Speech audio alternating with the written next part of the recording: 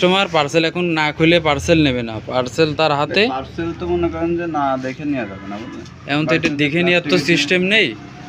তো এখন আপনি তো জোর করে তো কিছু করা যায় না আসলে, এরকম জোর করবেন কি জন্য? এটা আপনারা যেহেতু অর্ডার দিবেন সিস্টেমটা জানবেন যে আসলে না দেখেই পার্সেল নিতে হয়, ঠিক আছে? খুলে দেখে তারপর টাকা দেবো, না হলে দেখা গেলো বাই চান্স ফাটা মাটা বা ভাঙা চুরা হতে পারে।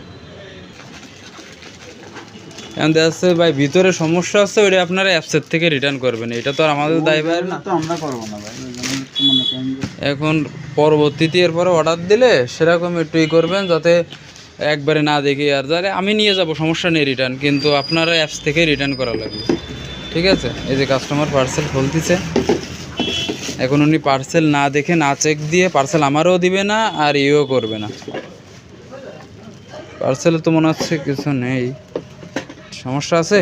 দেখে নিয়ে ভালো, বুঝলেন?